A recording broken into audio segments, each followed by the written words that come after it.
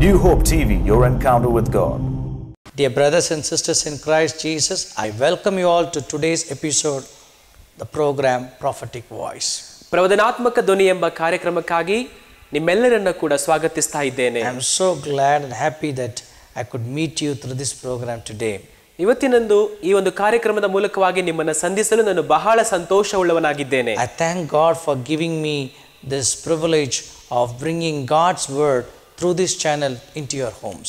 ಈ ಒಂದು ಚಾನೆಲ್ ಮೂಲಕವಾಗಿ ದೇವರ ವಾಕ್ಯವನ್ನು ನಿಮ್ಮ ಮನೆಗಳಿಗೆ ತಲುಪಿಸಲು ದೇವರು ನನಗೆ ಕೊಟ್ಟಂತ ಅವಕಾಶಕ್ಕಾಗಿ ದೇವರಿಗೆ ಸ್ತೋತ್ರ ಮಾಡುತ್ತೇನೆ. And I believe as you're watching this program today, God will minister to you through this program. ನಾನು ನಂಬುತ್ತೇನೆ ನೀವು ಈ ಕಾರ್ಯಕ್ರಮವನ್ನು ನೋಡುತ್ತಿರುವಾಗ ದೇವರು ಖಂಡಿತವಾಗಿ ನಿಮ್ಮ ಮಧ್ಯದಲ್ಲಿ ಕಾರ್ಯ ಮಾಡುತ್ತಾನೆಂಬುದಾಗಿ. And I very specially believe that today something specially from the heart of God, a prophetic voice is going to be released into your life. ಹಾಗೆ ನಾನು ವಿಶೇಷವಾಗಿ ನಂಬುತ್ತೇನೆ ದೇವರ ಹೃದಯದಿಂದ ಒಂದು ಪ್ರವಾದನ ಧ್ವನಿ ನಿಮ್ಮಲ್ಲಿ ಉಂಟಾಗುತ್ತದೆ ಎಂಬುದಾಗಿ. The word of God says that his word never returns in vain. ಆ ದೇವರ ವಾಕ್ಯವು ಹೀಗೆ ಹೇಳ್ತದೆ, ಆತನ ವಾಕ್ಯವು ಎಂದಿಗೂ ವ್ಯರ್ಥವಾಗಿ ಹಿಂತಿರುಗುವುದಿಲ್ಲ ಎಂಬುದಾಗಿ. But does the purpose for which God sends it. ಆತನು ಕಳಿಸಿಕೊಟ್ಟಂತ ಉದ್ದೇಶವನ್ನು ನೆರವೇರಿಸುತ್ತದೆ ಎಂಬುದಾಗಿ. Psalms 107 verse 20, the word of God says that he sent forth his word and heals our diseases. ಹಾಗೆ ನಾವು ನೋಡುತ್ತೇವೆ ಕೀರ್ತನೆ 107:20 ಆತನು ತನ್ನ ವಾಕ್ಯವನ್ನ ಕಳಿಸಿ ನಮ್ಮನ್ನ ಗುಣ ಮಾಡುತ್ತಾನೆ ಎಂಬುದಾಗಿ. So expect God's healing touch over your life through this program today. ಆದ್ರಿಂದ ಈ ಕಾರ್ಯಕ್ರಮದ ಮೂಲಕವಾಗಿ ದೇವರ ಸ್ವಸ್ಥತೆಯ ಕರಗಳನ್ನ ಎದುರು ನೋಡಿ. We are meditating on unchanging God. ನಾವು ಎಂದಿಗೂ ಬದಲಾಗದ ದೇವರನ್ನ ಕುರಿತು ಧ್ಯಾನಿಸಲಿದ್ದೇವೆ. We are meditating on topic called unchanging God. ಎಂದಿಗೂ ಬದಲಾಗದ ದೇವರು ಎಂಬ ಒಂದು ಅಂಶ ಭಾಗವನ್ನು ನಾವು ಧ್ಯಾನಿಸುತ್ತಿದ್ದೆವು. And we saw the last episode of God's love never changes. ಕಳೆದ ಒಂದು ಭಾಗದಲ್ಲಿ ನಾವು ದೇವರ ಪ್ರೀತಿಯು ಎಂದಿಗೂ ಬದಲಾಗುವುದಿಲ್ಲ ಎಂಬುದನ್ನು ಕುರಿತು ಧ್ಯಾನಿಸಿದೆವು. Everyone who loves you will see their love will change as the season changes. ನಿಮ್ಮನ್ನು ಪ್ರೀತಿಸುವಂತವರ ಎಲ್ಲರ ಪ್ರೀತಿಯು ಕೂಡ ಕಾಲ ಕಾಲಕ್ಕೂ ಕೂಡ ಬದಲಾಗುತ್ತದೆ. Somebody said this way. ಒಬ್ಬರು ಹೀಗೆ ಹೇಳಿದ್ದಾರೆ, some people walk with you for season.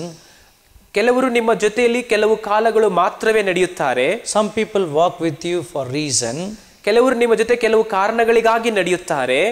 Some people will walk with you for whole life. ಕೆಲವರು ಪರಿಪೂರ್ಣವಾಗಿ ನಿಮ್ಮ ಜೀವಿತದ ತನಕ ನಿಮ್ಮ ಜೊತೆಯಲ್ಲಿ ನಡೆಯುತ್ತಾರೆ. But my dear beloved, ಆದ್ರೆ ನನ್ನ ಪ್ರಿಯರೇ, all these people's love may fail in your life, but God's love will never fail. ಇವರೆಲ್ಲರ ಪ್ರೀತಿಯು ಕೂಡ ಬದಲಾದರೂ ಕೂಡ ದೇವರ ಪ್ರೀತಿಯು ಎಂದಿಗೂ ಕೂಡ ಬದಲಾಗುವುದಿಲ್ಲ.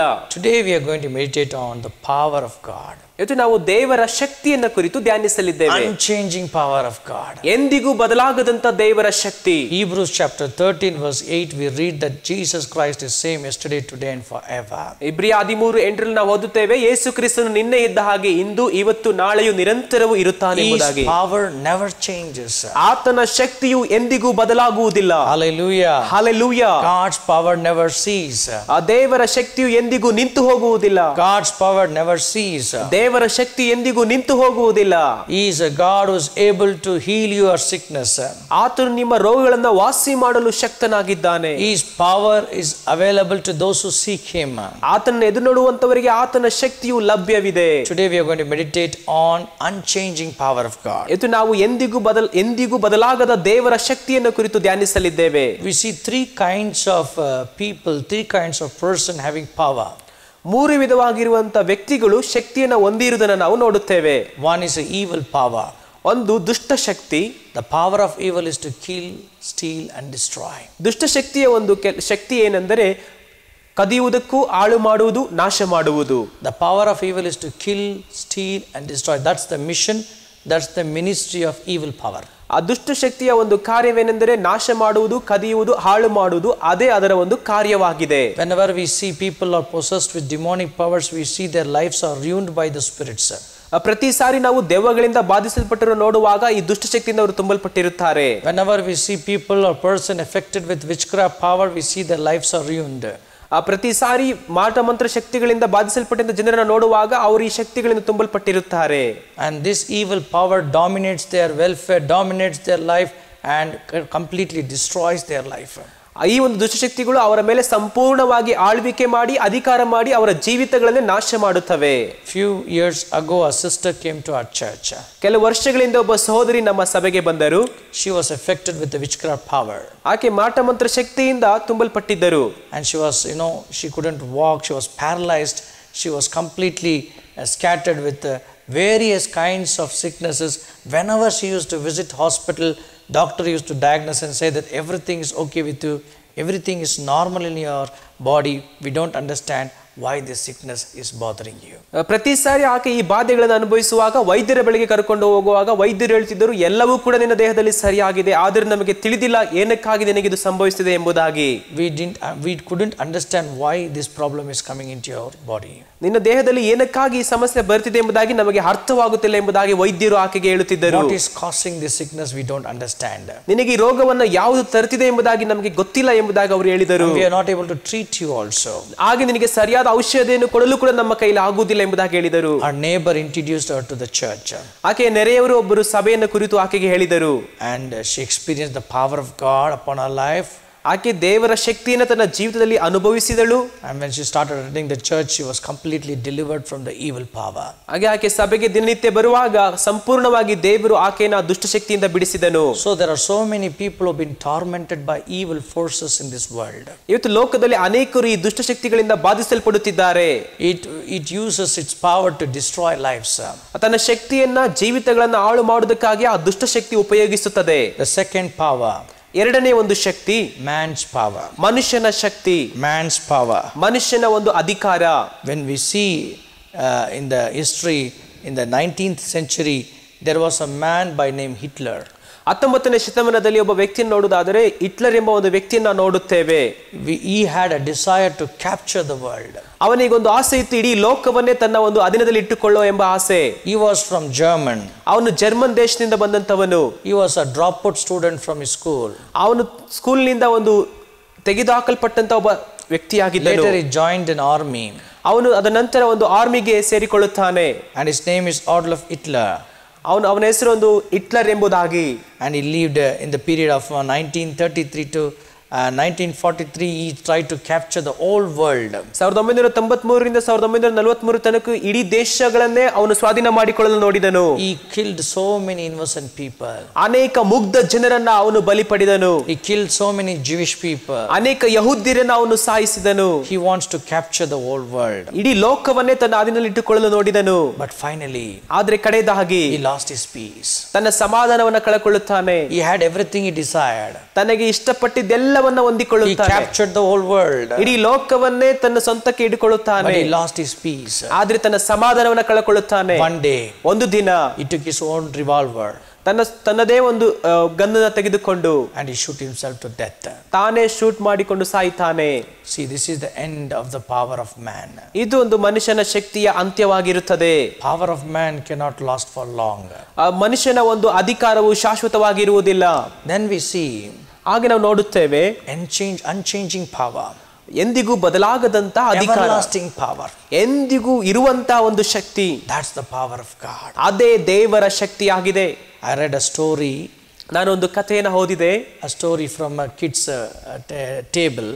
ಒಂದು ಮಕ್ಕಳ ಒಂದು ಪುಸ್ತಕದಿಂದ. A man went to a forest. ಒಬ್ಬ ಮನುಷ್ಯನು ಅರಣ್ಯಕ್ಕೆ ಹೋಗುತ್ತಾನೆ. He wants to stand with the person who is more powerful. ಬಹಳ ಶಕ್ತಿಯುತವಾಗಿರುವಂತ ಮನುಷ್ಯನೊಂದಿಗೆ ನಿಂತುಕೊಂಡಿರುತ್ತಾನೆ. He saw a lion roaring on the forest. ಆ ಒಂದು ಅರಣ್ಯದಲ್ಲಿ ಒಂದು ಸಿಂಹವು ಗರ್ಜಿಸ್ತಾ ಇರುತ್ತದೆ. And every animal was fearful of that roaring. ಆ ಒಂದು ಗರ್ಜನೆಗೆ ಎಲ್ಲಾ ಪ್ರಾಣಿಗಳು ಭಯಪಡುತ್ತವೆ. So he decided to become a friend of a lion. ಆಗ ಅವನು ಅಂದುಕೊಳ್ತಾನೆ, ನಾನೀಗ ಆ ಒಂದು ಸಿಂಹಕ್ಕೆ ಸ್ನೇಹಿತನಾಗಬೇಕು. ಆಗ ಎಲ್ಲರೂ ಕೂಡ ನನಗೆ ಭಯ ಪಡ್ತಾರೆ ಎಂಬುದಾಗಿ ಅಂದುಕೊಳ್ಳುತ್ತಾನೆ. One day suddenly, ಒಂದು ದಿನ ತಕ್ಷಣವಾಗಿ he went to the lion and said, let me be your friend. ಆಗ ಅವನು ಸಿಂಹದ ಬಳಿಗೆ ಹೋಗಿ ಅವನು ಹೇಳ್ತಾನೆ, ನಾನು ನಿನ್ನ ಸ್ನೇಹಿತನಾಗ್ತೀನಿ. So the lion accepted his friendship. ಆ ಒಂದು ಸಿಂಹವು ಅವನ ಸ್ನೇಹಿತನಾಗಿರಲು ಒಪ್ಪಿಕೊಳ್ಳುತ್ತದೆ. They were walking in the forest. ಅವರಿಬ್ಬರು ಆ ಅರಣ್ಯದಲ್ಲಿ ನಡೆದುಕೊಂಡು ಹೋಗ್ತಿರ್ತಾರೆ. He was happy. ಅವನು ಬಹಳ ಸಂತೋಷವಾಗಿರುತ್ತಾನೆ. One day suddenly the hunter came to the forest.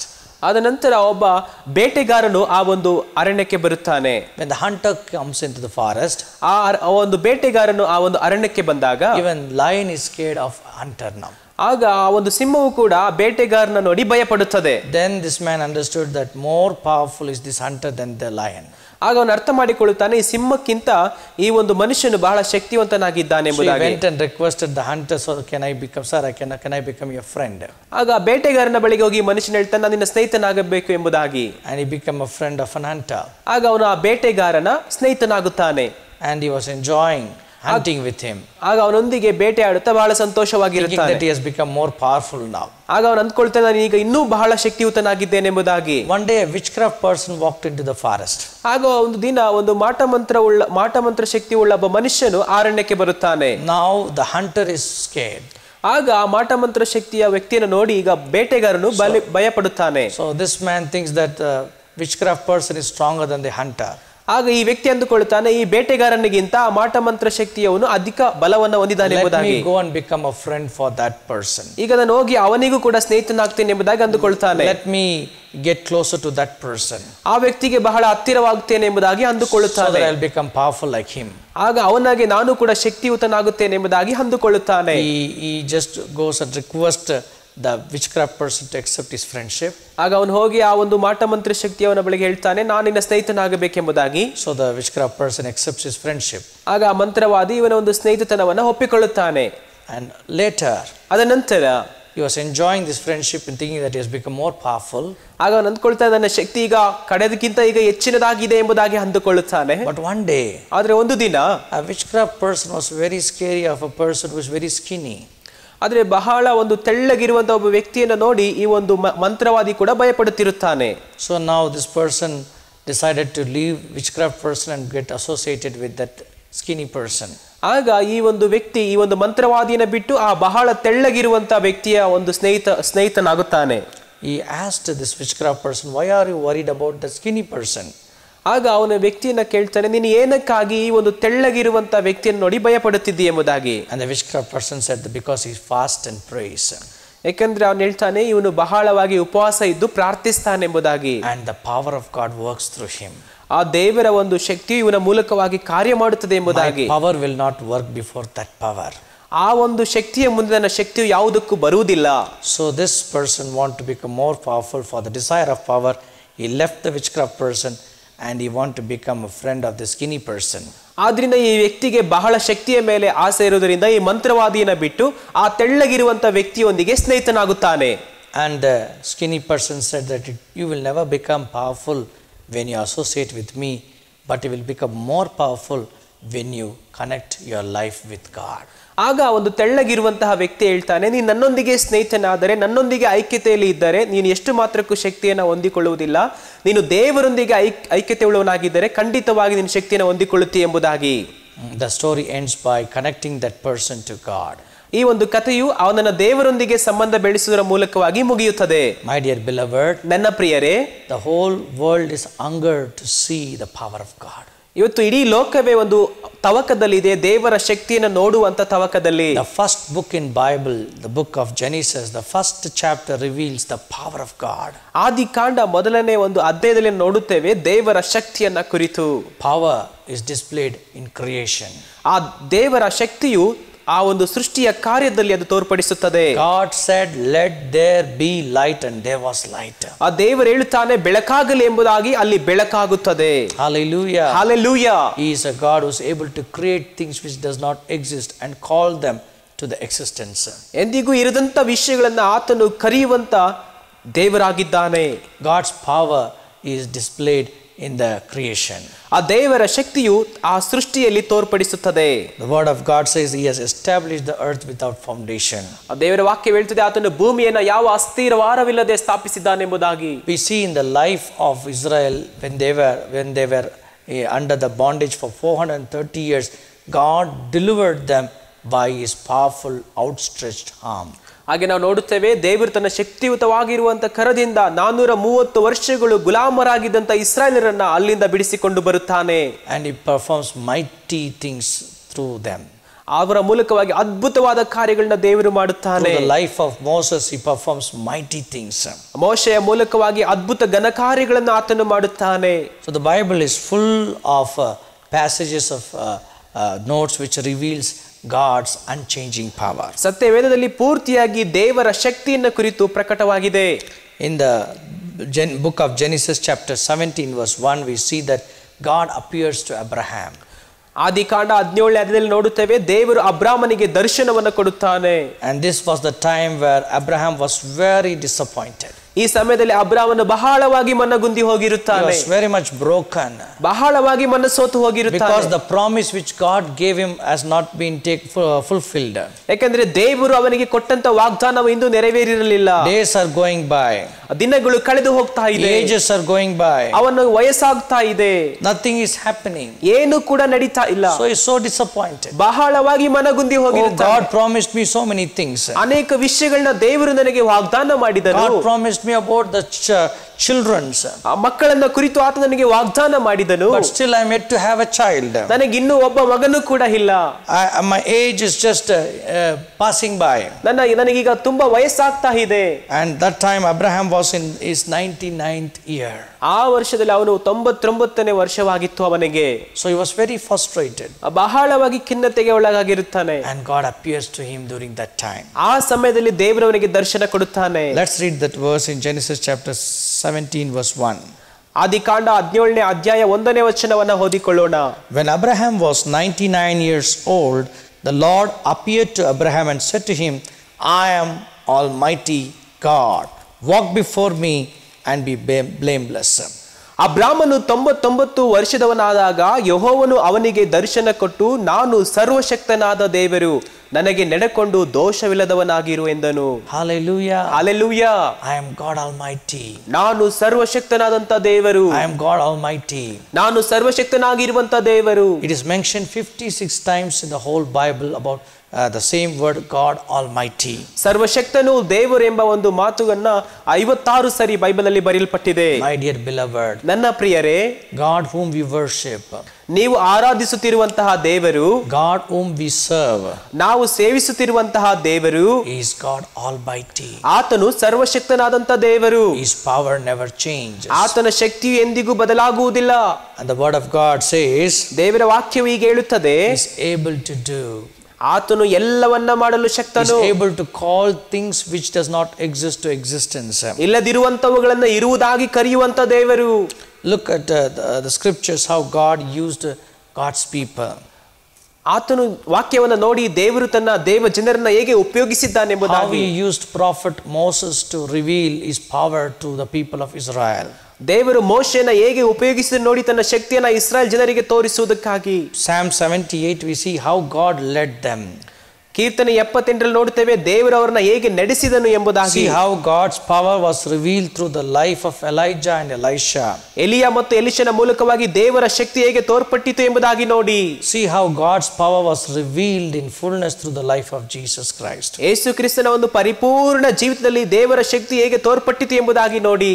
We see that God had power over nature. ದೇವರು ತನ್ನ ಶಕ್ತಿಯನ್ನ ಈ ಒಂದು ಪ್ರಕೃತಿಯ ಮೇಲೆ ಹೊಂದಿದ್ದಾನೆ. Over Satan. ಶೈತಾನನ ಮೇಲೆ ಆತನ ಶಕ್ತಿ ಇದೆ. Over men. ಮನುಷ್ಯನ ಮೇಲೆ ಆತನ ಶಕ್ತಿ ಇದೆ. None of these powers could withstand before God's power. ಈ ಯಾವ ಶಕ್ತಿಗಳು ಕೂಡ ದೇವರ ಶಕ್ತಿ ಮುಂದೆ ನಿಲ್ಲಲು ಸಾಧ್ಯವಿಲ್ಲ. Today as you're watching this program, ಈ ಕಾರ್ಯಕ್ರಮವನ್ನು ನೋಡುತ್ತಿರುವಾಗಲೇ put your trust on the living power of God. ಜೀವ ಸ್ವರೂಪನಾಗಿರುವಂತ ದೇವರ ಶಕ್ತಿಯ ಮೇಲೆ ನಿಮ್ಮ ನಂಬಿಕೆನ ಇಡಿ. Unchanging power of God. ಎಂದಿಗೂ ಬದಲಾಗದಂತ ದೇವರ ಶಕ್ತಿ. Who is able to perform mighty deeds in your life. ನಿಮ್ಮ ಜೀವಿತದಲ್ಲಿ ಘನಕಾರ್ಯಗಳನ್ನು ಮಾಡುವಂತಹ ದೇವರ ಶಕ್ತಿಯ ಮೇಲೆ ನಂಬಿಕೆ ಇಡಿ. Who is able to raise a shepherd as a king. ಒಂದು ಕುರುಬನನ್ನ ರಾಜನಾಗಿ ಮಾಡಿದಂತ ದೇವರ ಶಕ್ತಿ. Who is able to open the eyes of the blind. ಕುರುಡನ ಕಣ್ಣುಗಳನ್ನು ಕೊಟ್ಟಂತಹ ದೇವರು. Who is able to raise the dead to life. ಮರಣ ಹೊಂದಿದಂತವನ್ನ ಪುನಃ ಜೀವಕ್ಕೆ ತಂದಂತಹ ದೇವರು. Such a power of God is active even today because God is alive. ಅಂತಹ ಶಕ್ತಿ ಇಂದಿಗೂ ಕೂಡ ಕಾರ್ಯನಿರತವಾಗಿದೆ ಏಕೆಂದರೆ ದೇವರು ಜೀವ ಸ್ವರೂಪನಾಗಿದ್ದಾನೆ. Look through the life of disciples of Lord Jesus, how they brought God's power through their shadow, many were healed. ಹಾಗೆ ದೇವರ ಒಂದು ಶಿಷ್ಯರಾದಂತಹ 12 ಜನರ ನೋಡಿ ಅವರ ಒಂದು ನೆರಳಿನ ಮೂಲಕವಾಗಿ ಅನೇಕ ಜನರು ಕೂಡ ಸ್ವಸ್ಥತೆಯನ್ನು ಹೊಂದಿಕೊಂಡರು. So the Bible talks about unchanging power of God. ಹಾಗೆ ವಾಕ್ಯದಲ್ಲಿ ನೋಡುತ್ತೇವೆ ಎಂದಿಗೂ ಬದಲಾಗದಂತ ದೇವರ ಶಕ್ತಿಯ ಕುರಿತು ವಾಕ್ಯವು ಮಾತಾಡುತ್ತದೆ. Everlasting power of God. ಎಂದಿಗೂ ಬದಲಾಗದಂತ ದೇವರ ಶಕ್ತಿ. The power that builds.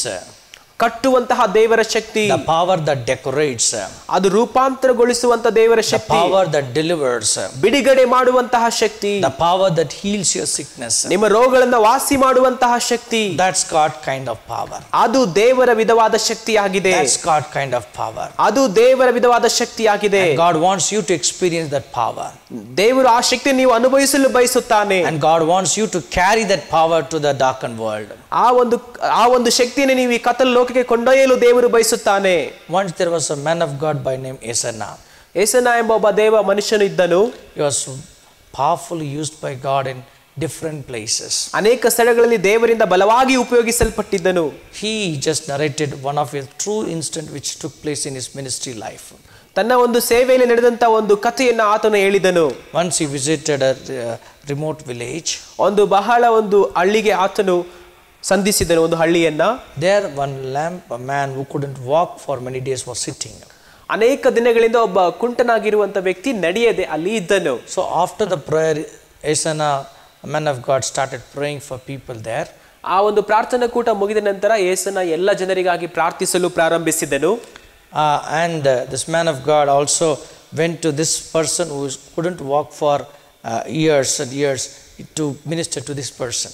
ಹಾಗೆ ಎಲ್ಲರಿಗೂ ಪ್ರಾರ್ಥಿಸಿದ ನಂತರ ಆ ಒಂದು ಕುಂಟನಾಗಿರುವಂತಹ ವ್ಯಕ್ತಿಗೂ ಹೋಗಿ ಪ್ರಾರ್ಥಿಸಲು ಏಸನ್ನ ನಿಂತುಕೊಂಡರು. And he asked the person, what do you want me to pray? ಆಗ ಕುಂಟಾಗಿರುವಂತ ವ್ಯಕ್ತಿಗೆ ಏಸನ್ನ ಕೇಳ್ತಾರೆ, ನಾನು ಯಾವುದಕ್ಕಾಗಿ ನಿನಗೆ ಪ್ರಾರ್ಥಿಸಬೇಕು? And the lame man said, I want the power of God. ಆಗ ಒಂದು ಕುಂಟಾಗಿರುವಂತ ವ್ಯಕ್ತಿ ಕೇಳ್ತಾನೆ, ನನಗೆ ದೇವರ ಶಕ್ತಿ ಬೇಕು. There is power in the name of Jesus. ಯೇಸುವಿನ ನಾಮದಲ್ಲಿ ಶಕ್ತಿ ಇದೆ. So I want that power. ನನಗೆ ಆ ಶಕ್ತಿ ಬೇಕು. So Esana, servant of God, Esana was surprised. ಆಗ ಏಸನ್ನಿಗೆ ಬಹಳ ಆಶ್ಚರ್ಯ ಆಯಿತು. Why don't you ask for healing?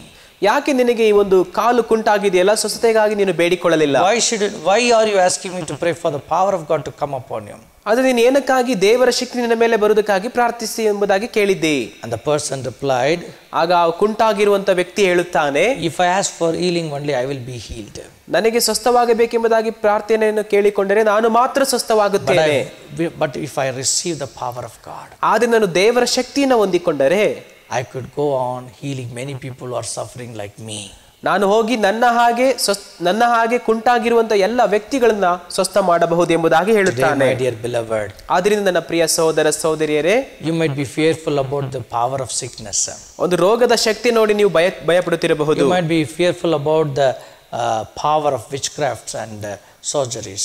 ಆ ಮಾಟ ಮಂತ್ರಗಳ ಶಕ್ತಿಯಿಂದ ನೀವು ಭಯಪಡುತ್ತಿರಬಹುದು. You might be powerful of the wicked. You might be fearful about the person who carries power and authority. ಆ ಒಂದು ಅಧಿಕಾರ ಇರುವಂತ ವ್ಯಕ್ತಿಗಳನ್ನು ನೋಡಿ ನೀವು ಭಯಪಡುತ್ತಿರಬಹುದು. You might be fearful about the situation you're going through. ನೀವು ಹಾದು ಹೋಗ್ತಿರುವಂತ ಪರಿಸ್ಥಿತಿಗಳನ್ನು ನೋಡಿ ನೀವು ಭಯಪಡುತ್ತಿರಬಹುದು. I want to tell you, the greatest power is the power of the living God. ಆದರೆ ಒಂದು ಎಲ್ಲದಕ್ಕಿಂತ ಮೇಲಾಗಿರುವಂತ ಶಕ್ತಿ ದೇವರ ಶಕ್ತಿಯಾಗಿದೆ. When you trust in the power of God, ನೀವು ದೇವರ ಶಕ್ತಿ ಮೇಲೆ ನಂಬಿಕೆ ಇಡುವಾಗ every other power which is dominating your life will lose control over your life. ನಿಮ್ಮ ಜೀವಿತದ ಮೇಲೆ ಅಧಿಕಾರ ನಡೆಸುತ್ತಿರುವಂತ ಎಲ್ಲಾ ಶಕ್ತಿಗಳು ಮುರಿದು ಹೋಗುತ್ತವೆ. And you will be able to become more than a conqueror. ನೀವು ಜಯಶಾಲಿಗಳಿಗಿಂತ ಜಯಶಾಲಿಗಳಾಗುತ್ತೀರಿ. Today, ಇವತ್ತು open your heart, ನಿಮ್ಮ ಹೃದಯಗಳನ್ನು ತೆರೆಯಿರಿ. believe God's power. ಆ ದೇವರ ಶಕ್ತಿಯನ್ನು ನಂಬುವುದಕ್ಕಾಗಿ No virus can kill you. ಯಾವ ವೈರಸ್ ಕೂಡ ನಿಮ್ಮನ್ನ ಸಾಯಿಸಲು ಸಾಧ್ಯವಿಲ್ಲ. No disease can kill you. ಯಾವ ರೋಗವು ನಿಮ್ಮನ್ನ ಸಾಯಿಸುವುದಿಲ್ಲ. No wicked man's plot will come against you and prosper. ಯಾವ ಒಂದು ದುಷ್ಟಶಕ್ತಿಯ ಆಯುಧಗಳು ಕೂಡ ನಿಮಗೆ ವಿರುದ್ಧವಾಗಿ ಕಲ್ಪಿಸಿದವುಗಳು ಜಯಗೊಳ್ಳುವುದಿಲ್ಲ. No evil power can overcome you because you are under the influence of the power of God. ಯಾವ ದುಷ್ಟಶಕ್ತಿಯು ನಿಮ್ಮನ್ನು ನಾಶ ಮಾಡಲು ಸಾಧ್ಯವಿಲ್ಲ, ಏಕೆಂದರೆ ದೇವರ ಬಲವಾಗಿರುವಂತ ಶಕ್ತಿಯ ಅಧೀನದಲ್ಲಿ ನೀವಿದ್ದೀರಿ. So I'm going to pray that God will release His power upon you right now. ಈಗ ನಾನು ಪ್ರಾರ್ಥಿಸ್ತೇನೆ, ದೇವರ ಶಕ್ತಿಯು ಆತನು ನಿಮ್ಮ ಮೇಲೆ ಸುರಿಸುವುದಕ್ಕಾಗಿ. Whatever things are dominating your life today, that power will fade and be nullified. ಹಾಗೆ ನಾನು ಪ್ರಾರ್ಥಿಸ್ತೇನೆ, ಯಾವೆಲ್ಲ ಶಕ್ತಿಗಳು ನಿಮ್ಮ ಮೇಲಿಂದ ಅಧಿಕಾರ ನಡೆಸುತ್ತಿದೆಯೋ ಅವು ಯೇಸು ನಾಮದಲ್ಲಿ ಅಣಗಿ ಹೋಗುವುದಕ್ಕಾಗಿ. Right now I see the power of God has been released through your life, to you right now through this program. ನಾನು ಹಾಗೆ ನೋಡ್ತಾ ಇದ್ದೀನಿ, ಈಗಲೇ ದೇವರ ಒಂದು ಅದ್ಭುತ ಶಕ್ತಿಯು ಈ ಕಾರ್ಯಕ್ರಮದ ಮೂಲಕವಾಗಿ ನಿಮ್ಮ ಮೇಲೆ ಬಿಡುಗಡೆಯಾಗುತ್ತಿರುವುದನ್ನು. You will be filled and clothed with power of God. ನೀವು ದೇವರ ಒಂದು ಶಕ್ತಿಯಿಂದ ತುಂಬಲ್ಪಡುತ್ತೀರಿ right now. ಈಗಲೇ.